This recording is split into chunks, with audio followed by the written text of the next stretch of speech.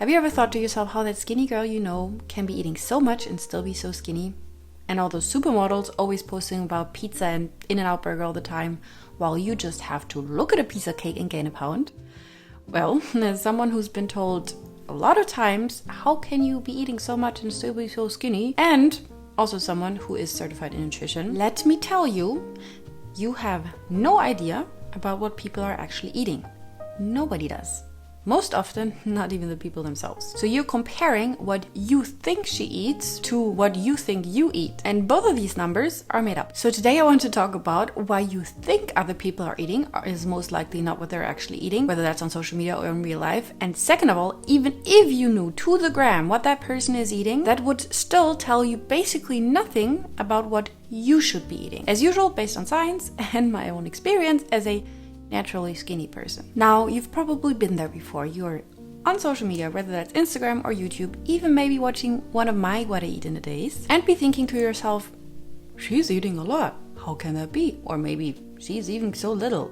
Why is she eating so little? Or in real life, be eating out with your friends, maybe even spending a whole day with your friends, and be seeing how much your skinny friend is eating and wondering, how can that be? Now, what you see is not the truth, and it's not because the person on social media is lying to you or because, I don't know, your skinny friend is not keeping the food in. No. But first of all, most importantly, what you see is just a teeny tiny fraction. It is just a certain window of what this person is eating. You don't know what she's doing all day long or every other day or the rest of the year. And it is always about the balance. And it doesn't mean that she consciously balances things out. It could very likely be that unconsciously, when she eats a lot of calories one day, she's just less hungry the next day. Second of all, you don't know what she's drinking, for example. Maybe she's just drinking water and unsweetened teas, which has no calories, while other people are drinking a lot of cappuccinos, lattes, and sodas and juices, which can add up to a significant amount. Or even if you do see what she eats, but you don't know what she's actually eating. You see a big bowl of pasta, but you don't know if there's 50 grams of fat in there or 0. And fat makes a big difference. And fat is really hard to estimate just with your eyes. Even an eye is really not that capable of estimating how much fat is in your food because it's not very obvious. Not as obvious as, for example, protein or carbs are. So 2 plates of food can look exactly the same, but it can vary by, 500 calories, just because in one food, one plate, there's a lot more fat than in the other. A prime example, I think, here is Greek yogurt, for example. I eat Greek yogurt every morning, but I choose the low-fat Greek yogurt with almost 0% fat. Not because I'm saving calories, but because I want to save my saturated fat daily amount for tastier things like cheese, for example. But that Greek yogurt, even if I eat a large amount, has a lot less calories and a lot more protein than the full-fat Greek yogurt, which has 10% of fat traditionally. So even if you see my big bowl of Greek yogurt, that does not mean that you know how many calories I'm eating. And this is not because I'm hiding anything. This is just the nature of food. And while I'm talking about what I eat in a days, I, in my what I eat in a days, am always trying to be 1,000% honest. But that does not mean that they are 1,000% showing everything. For example, I might get a second portion. I might not finish my plate. I might have a snack in between that I just don't want to film because now my camera is, charging. And this is not because someone is trying to hide anything from you. It's just, showing what you eat all day long doesn't necessarily show you exactly what that person eats. And that's why I always like to emphasize what I eat in a day can be super good for inspiration, especially for, how to make very easy meals with a lot of protein and a lot of fiber, like my what I eat in a day. But you should never compare the amount of foods or the calories you think is in that food compared to the calories you think you're eating. But even if you knew exactly what she was eating, with how many calories, how many macros, what kinds of foods exactly, and you would be eating exactly the same, it's almost 100% certain that does not mean you will look the same. First of all, if that person is already skinny, and I know this term is a bit but we'll just use the term skinny here for whatever that means to you, this does not mean that if you eat the same, you will look like her, because she already has that body volume that she has right now, while you maybe have a bit more body volume right now than she does. So in order to have a similar body volume, I'm not gonna get into the topic of body comparison. This is obviously something you should try to not do so much or at all, but I get that sometimes it's hard. So obviously try to not compare your body to other people's bodies, but if you have been doing that, it doesn't even make sense. Not only is it not healthy for your mental health, also it does not make sense when it comes to your food amount that you eat, because you already is skinny, and in order to get skinnier, you have to eat less than what you have to eat if you're already skinny to stay skinny. You know what I mean? Losing fat, losing weight, losing fat in a healthy way needs you to eat less than you burn. Staying skinny means you need to keep eating what you're already eating, aka maintaining. But apart from that, even if you knew what she was eating, it would not tell you anything, because our bodies are so different. Even if you were the same size as her, same height, same weight, it could absolutely still mean that you need less food than her. Why? So many reasons. First of all, NEAT. Your non-exercise activity thermogenesis is the calories your body burns by moving throughout your day, not including exercise. So you don't know if that girl is walking 1,000 steps a day or 20,000 steps a day. You do not know if she's standing all day long, or if she's laying on her couch, or if she's fidgeting a lot, which also burns calories.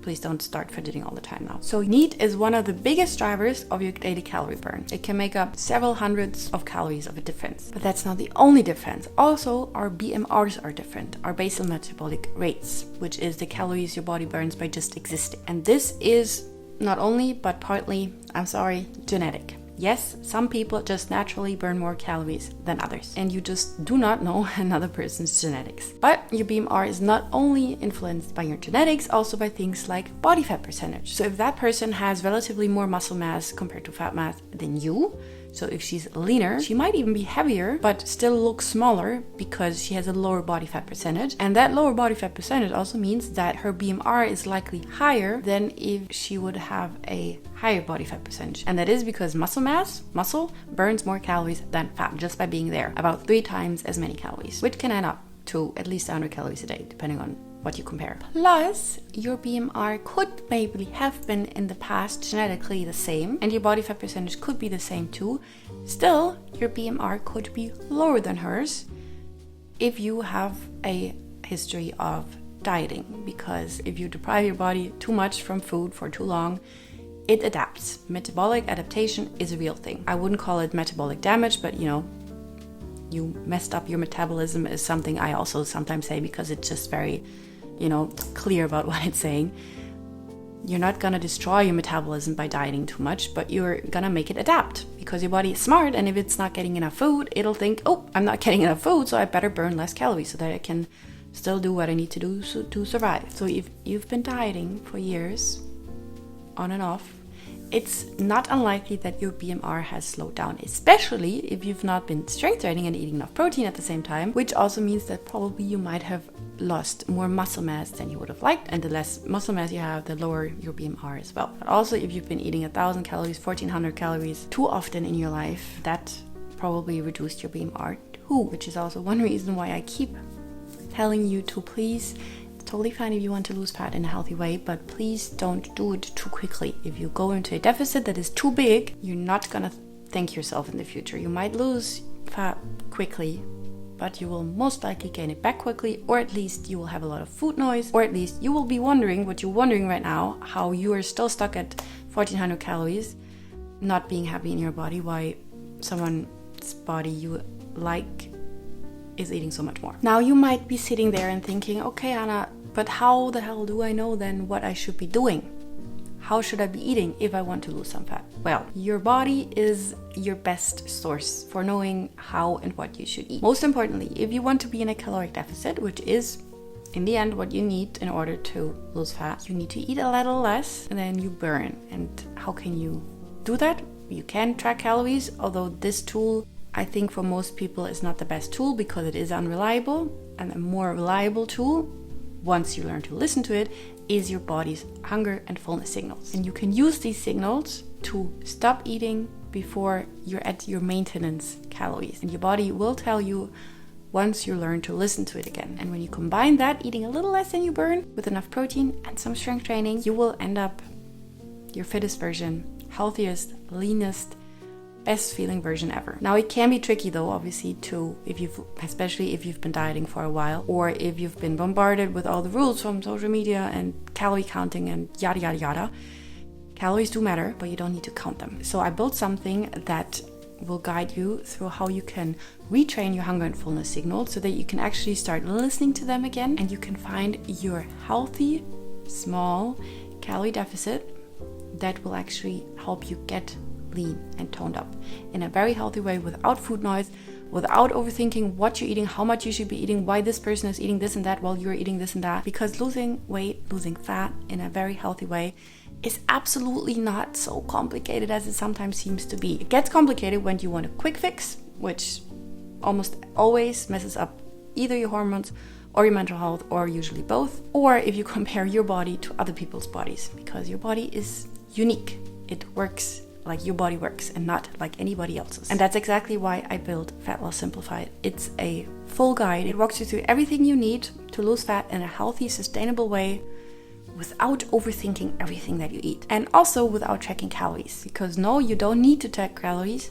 you just need to be aware of them. And Fat Loss Simplified shows you exactly how you can learn to be aware of calories without having to track anything, and instead to hone your food intuition so that you can actually also become a naturally fit person. Link in the description if you're curious. And if you want to understand how your metabolism actually works and how your body burns calories, have a look at my video right here. Other than that, please always remember to be gentle to yourself. Don't compare yourself to others, and your body is beautiful just the way it is, and always be gentle. Take care.